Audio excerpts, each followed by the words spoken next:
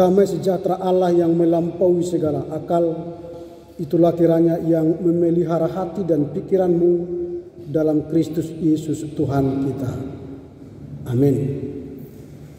Firman Tuhan yang akan menjadi khotbah dalam Minggu Estomihi hari ini, Minggu 11 Februari 2024, tertulis dalam kitab Injil menurut Markus pasal 9 ayat 2 sampai ayat yang ke-9. Demikian tertulis, saya baca dalam Alkitab terjemahan baru 2. Yesus dimuliakan di atas gunung. 6 hari kemudian, Yesus membawa Petrus, Yakobus dan Yohanes, dan bersama mereka ia naik ke sebuah gunung yang tinggi. Di situ mereka sendirian saja. Lalu Yesus berubah rupa di depan mata mereka, dan jubahnya sangat putih berkilauan. Tidak ada seorang penatu pun di dunia ini yang dapat memutihkan pakaian seperti itu. Lalu tampaklah kepada mereka Elia bersama dengan Musa. Keduanya sedang berbicara dengan Yesus. Kata Petrus kepada Yesus, "Rabi, sungguh baik kita berada di tempat ini.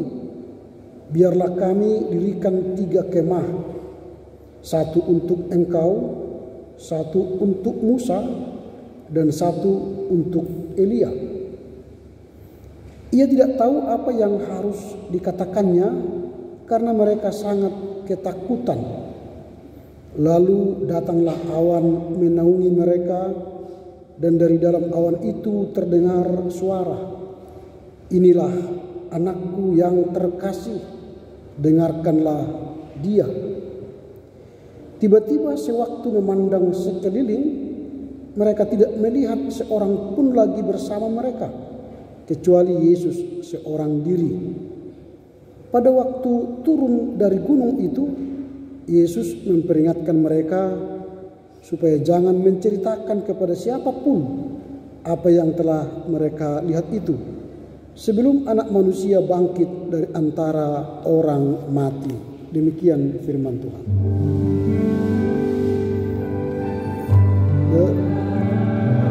Ya Yesus,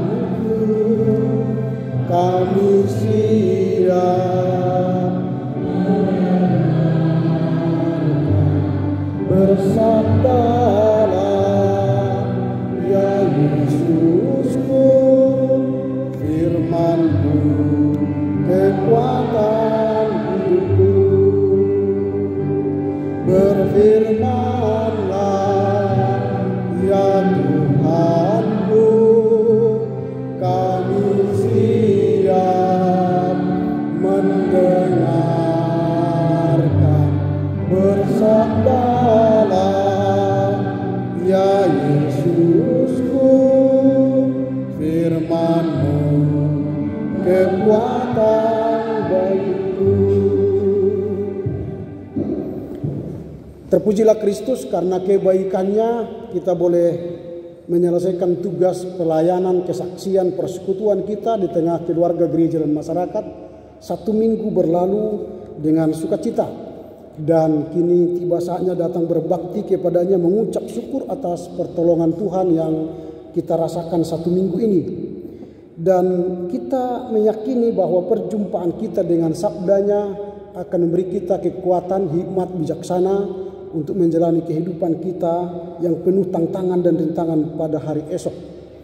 Kita telah memasuki Minggu Estomihi, yang artinya jadilah bagiku gunung batu tempat perlindungan. Saya Homa Gabe Partano Batuan Diau. Dan tema khotbah hari ini, Yesus Anak Allah, dengarkanlah dia. Yesus Anak Allah, dengarkanlah dia. Minggu ini juga sekaligus disebut dengan Minggu Transfigurasi. Transfigurasi artinya minggu di mana Yesus mengalami perubahan. Transfigurasi artinya mengalami perubahan bentuk. Kalau kita baca teks tadi, wajah Yesus berubah dan memakai pakaian yang putih. Putihnya tidak ada seorang penatu di dunia ini menyaingi putihnya jubah Yesus itu. Itu namanya transfigurasi, berubah bentuk. Dalam minggu transfigurasi Yesus dimuliakan di gunung yang tinggi. Nanti kalau ada waktu Amang Inang pergi ke Yerusalem, ada di situ gunung bukit disebut dengan Bukit Transfigurasi. Di situ dibangun ada tempat Musa, ada tempat Elia, ada tempat di mana mereka bertemu. Lalu dibentuk di situ rumah-rumah doa, boleh kita berdoa di gedung-gedung itu. Tapi ketika kita nanti ke sana, ada sebuah gambar di gedung itu, gedung gereja itu, di mana Yesus dan Elia dan Musa tampak di dalam awan-awan. Itu minggu transfigurasi.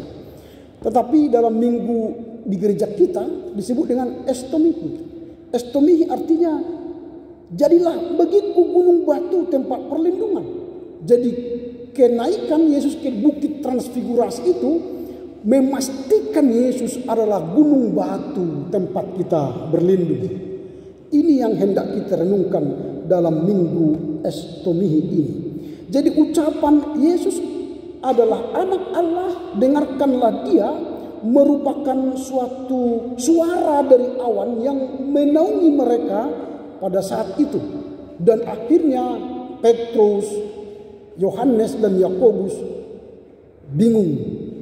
Kok bisa ya ada wajah Musa, ada wajah Elia di sini? Mengapa tidak wajah yang lain?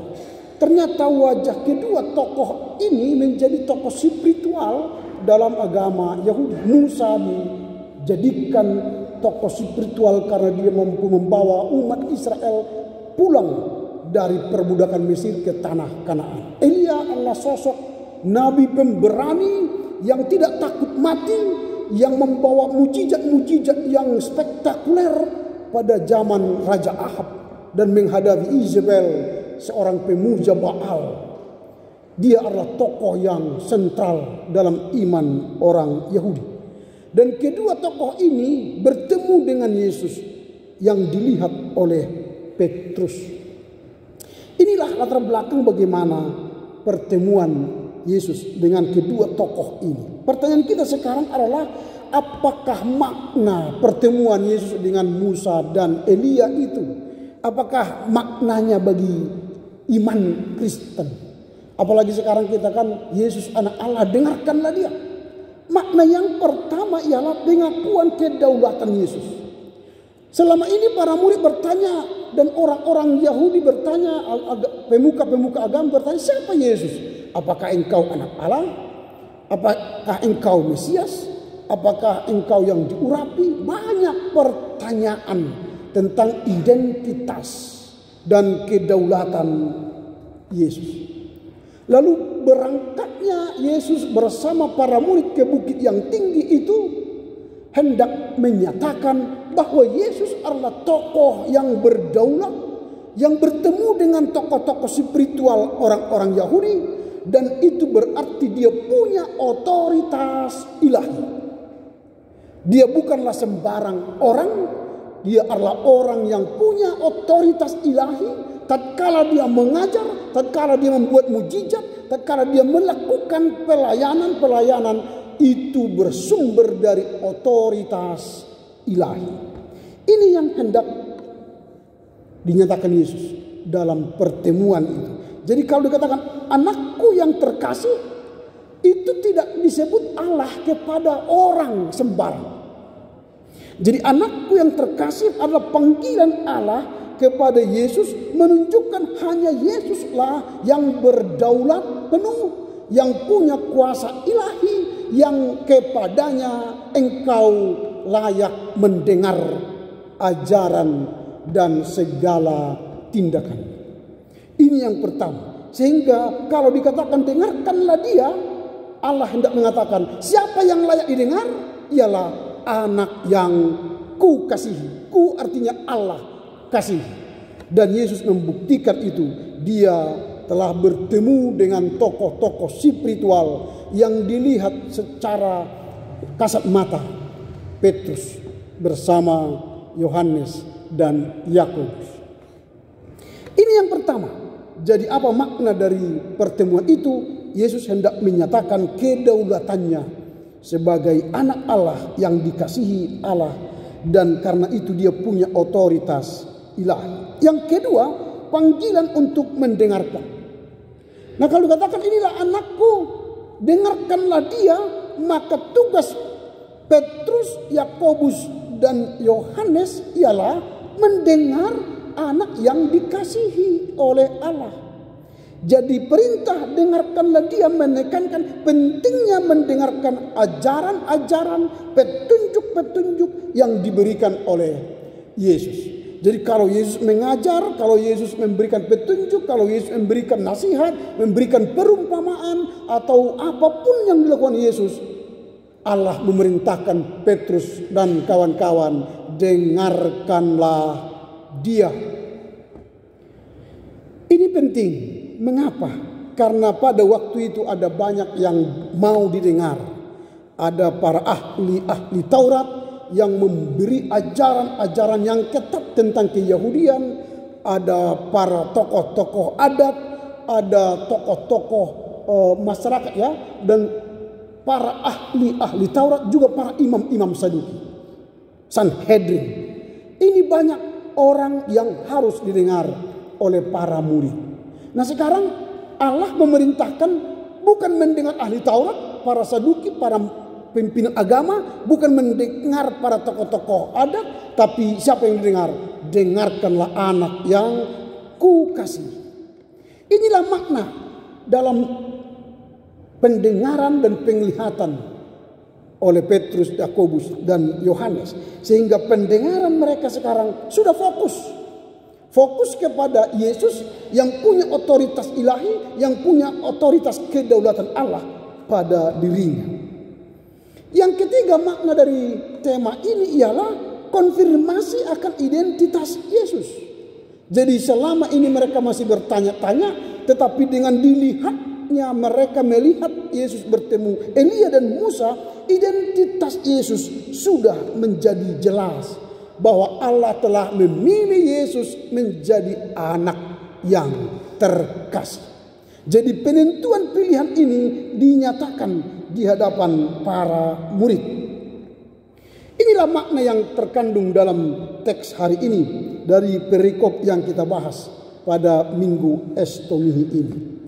Pertanyaan kita sekarang ialah apa yang hendak kita renungkan dalam rangka merayakan Minggu Estomihi ini. Untuk menjadikan Yesus gunung batu sudah jelas dari teks tadi. Bahwa Yesus bisa dan diyakini menjadi gunung batu iman kita. Karena dia punya otoritas sebagai anak yang terkasih. Menjadi Allah ilahi. Menjadi tokoh. Karena dia sejajar dengan Musa dan Elia. Dan dia mempunyai kedaulatan penuh. Ini yang pertama. Sehingga pengakuan kedaulatan Kristus ini menjadi perenungan kita.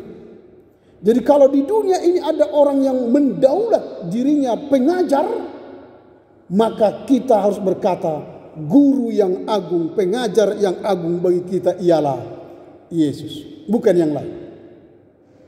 Ini yang menjadi penting bagi kita, bahwa pengakuan kedaulatan Kristus adalah titik iman yang sentral bagi iman percaya kita. Jadi menjadikan Yesus gunung batu itu adalah tepat. Karena apa? Karena dia punya kedaulatan penuh dari Tuhan. Itu yang pertama. Yang kedua, kesetiaan dalam mendengarkan ajaran Yesus. Nah, kalau kita sudah mengaku Yesus itu adalah orang yang dipilih oleh Allah, berdaulat yang ilahi, maka ajarannya tentu haruslah kita dengar. Karena ada banyak orang sekarang di dunia ini mengaku percaya kepada Yesus, setia mendengar sabdanya, setia beribadah, setia membaca kitab suci, tapi dia tidak mendengar ajaran itu. Ketika di gereja mungkin dia paham, mengerti, tetapi pulang dari gereja tidak menghayati dan melakukan. Sehingga banyak orang Kristen hanya mendengar tapi tidak melakukan. Orang yang berbahagia ialah orang yang mendengar dan melakukan. Berbahagialah orang yang mendengar serta memeliharanya. Memelihara berarti menghayati serta melakukan. Jadi mendengar itu menjadi sebuah penting bagi kita. Apalagi di dunia sekarang banyak suara-suara di dunia ini. Bangun pagi kita bisa dengar suara elektronik televisi mengabarkan kabar-kabar tentang apa yang terjadi di dunia ini. Bisa kriminal, bisa politik, bisa kesehatan, bisa macam-macam peristiwa-peristiwa alam, kejadian-kejadian alam, peristiwa-peristiwa yang terjadi baik dekat dan jauh di belahan bumi lain. Tetapi yang harus kita dengar setiap hari haruslah kabar baik. Siapa itu? Dari Yesus. Jadi Yesus adalah sumber pendengaran kita yang pertama. Karenanya setiap hari, setiap pagi mulailah pendengaran kita dengan firman Tuhan. Bangun pagi, baca kitab suci, doa tiap hari kalau mau tumbuh. Tapi kalau kita tidak mau tumbuh, bangun pagi langsung beraktivitas, langsung berkarya, tetapi tidak memohon hikmat kepada Tuhan, maka dia akan bertumbuh tetapi tidak mendengar sabda Tuhan. Ini perjuangan kita sekarang. Maka dalam dunia yang penuh rintangan sekarang, kita harus mendengar yang punya otoritas ilahi. Siapa itu? Suara Yesus. Nah, suara Yesus itu akan terus menggema dalam kehidupan kita. Itu yang kedua, setia mendengarkan ajaran Yesus. Nah, berefleksi dari mendengar ajaran Yesus ini, karena dia sudah punya otoritas, maka banyak para murid memiliki kemampuan dan meyakini perbincangan dan pengajaran Yesus, maka para murid meneladani dan menghidupi ajaran itu. Nah, sekarang kalau kita refleksikan ini dalam kehidupan kita sehari-hari, mengapa banyak anak-anak tidak mau mendengar orang tuanya? Mengapa? Karena orang tuanya tidak punya otoritas dalam berbicara. Saya ulangi, karena banyak orang tua tidak punya otoritas dalam berbicara. Dia hanya perintah, tetapi tidak mengajar dengan otoritas. Ini bedanya kita dengan Yesus. Yesus mengajar dengan otoritas ilahi, maka para murid mendengar dan melakukan. Orang tua zaman sekarang mengajar tidak punya otoritas ilahi, maka anak tidak mendengar perintah ajaran kita. Maka banyak anak tidak mendengar orang tuanya. Dia lebih mendengar YouTube, mendengar teman-temannya di sekolah, mendengar gurunya di sekolah, atau mungkin lebih kalau anak-anak TK atau SD itu mendengar guru sekolah minggunya daripada orang tuanya. Kalau sudah dewasa, mungkin kita pun tidak didengar oleh mereka karena mereka ngefans kepada orang-orang yang mereka tonton di TikTok dan YouTube. Ini persoalan kita sekarang. Orang tua banyak ngomong la la la la la la, ya padahal dia sedang nonton orang yang dia sukai, idolanya di YouTube. Mengapa terjadi demikian? Karena kita saat mengajar berkata tidak punya otoritas ilahi. Lalu pertanyaannya, bagaimana cara kita supaya didengar, supaya kita memiliki otoritas ilahi? Hanya satu cara, baca kitab suci, renungkan siang dan malam. Maka ketika kita sudah membaca kitab suci, bertemu dengan Yesus yang punya otoritas ilahi itu, maka Yesus akan mentransformasi otoritasnya kepada kita. Lalu kata-kata kita pun punya otoritas. Jadi minggu transformasi yang saya sebutkan tadi, transfigurasi itu ialah Yesus mentransformasi dirinya kepada Petrus, Yakobus dan Yohanes, dan akhirnya Yohanes, Petrus dan Yakobus punya power mengajar orang lain. Coba kita lihat ketika Petrus berkhotbah, lalu bertobat berapa orang? 3.000 orang. Kita berkata-kata pagi sampai sore, anak kita tidak mendengar, tidak punya kuasa. Ini persoalan. Maka kalau kita sebagai orang tua tidak punya otoritas dalam berkata-kata, maka koreksilah diri kita. Mungkin kita belum dekat dengan gunung batu keselamatan kita itu. Tidak dekat dengan Yesus yang punya otoritas ilahi itu. Ini yang perlu kita dengarkan. Yang kedua tadi, kita harus setia mendengar ajaran Yesus. Orang yang setia mendengar ajaran Yesus, maka dia akan mentransformasi kepada anak cucunya.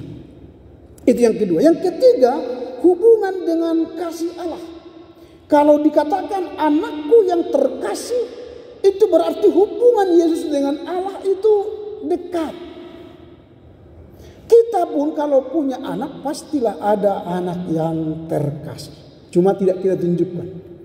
Kalau ada anak kita 2, 3, 4, ada itu yang kita kasih. Tetapi kita tidak tunjukkan. Karena apa? Mungkin dia pandai membuat hati kita. Itu biasanya. Karena tipe anak ini bermacam-macam. Kita pulang langsung ada ya Bapak, langsung kan disambut, langsung dikasih minum. Wah, mau makan apa Pak, minum apa, atau dipijat-pijat bapaknya. Ya senanglah bapaknya, suka dia. Tapi kalau datang langsung, mana Pak? Ini mana? Gak mungkin dah suka bapaknya dengan orang yang suka menuntut, suka meminta, suka merajuk, suka merengek, gitu kan? Gak disukai itu. Itu contoh-contoh kecil dalam kehidupan rumah tangga atau keluarga. Tapi kalau kita ingin disebut anak yang terkasih, kenallah kedalaman hati orang tua kita. Apa keinginannya? Apa kesukaannya? Apa yang menjadi ritme hidupnya? Ikuti. Tapi kalau kita melawan semua kehendaknya, melawan ritme hidupnya, jangan berharap disebut anak terkasih. Yesus telah turut perintah Allah, mau menjadi manusia, lahir di Betlehem. Dia tumbuh besar, mau menderita, bahkan mati di kayu salib. Apa yang gak mau Allah mengatakan dia anak yang terkasih? Yesus pernah berkata, kalau boleh Tuhan, lakukanlah cawan ini. Itu kan manusiawi. Tapi apalah yang dikata, bukan kehendakmu jadilah. Berarti Yesus turut setia dalam menderita. Sehingga dia punya disebut gelar anak yang terkasih. Jadi hubungan yang baik. Jadi kalau kita ingin disebut Allah sebagai anak yang terkasih, maka satu-satunya cara ialah rebut hati Allah. Senangkan hati Allah. Itu tadi kan lagu kita kan, menyenangkanmu. Menyenangkan hati Allah dengan cara melakukan kehendaknya. Itu yang ketiga yang hendak kita bawa pulang. Yang terakhir, yang keempat ialah pemantapan iman. Pemantapan iman artinya dalam minggu Estomihi ini, kalau dikatakan Yesus anak Allah, dengarkanlah ia, maka mantapkanlah iman kita. Maka kita harus menyatakan dalam diri kita, aku hanya mendengar anak Allah, bukan mendengar dunia ini, bukan mendengar apa kata orang, bukan mendengar apa yang disebut oleh para ahli, tapi mendengar apa kata Tuhan. Inilah yang menjadi perenungan kita. Mantapkanlah iman kita, sehingga perjalanan iman kita, entah berapa tahun kita di dunia ini, memastikan iman kita tetap kokoh sebagai orang yang beriman teguh, menjadikan Yesus gunung batu, sehingga kalaupun ada banyak godaan-godaan, hempasan-hempasan, rayuan-rayuan dunia untuk menggoyahkan iman kita, kita katakan, aku hanya mendengar Yesus Kristus. Ketika kita hanya fokus mendengar Yesus dan sabdanya melalui pembacaan kitab suci setiap hari, melalui perenungan-perenungan firman Tuhan, melalui berdoa dan nyanyian kita, maka kita akan mendapatkan kasih karunia daripadanya. Karena itu, mari kita rayakan Minggu Estomihi ini dengan mendengarkan setiap saat suara Yesus di dalam perjalanan kehidupan kita. Amin. Amin, amin. Kami sungguh yakin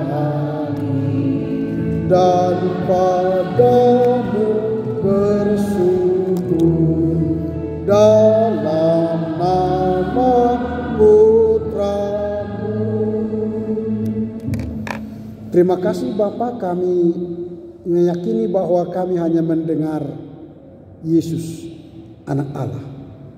Karena Engkau telah memberi otoritas ilahi kepadanya dan menyebut Yesus sebagai anak yang Engkau kasihi.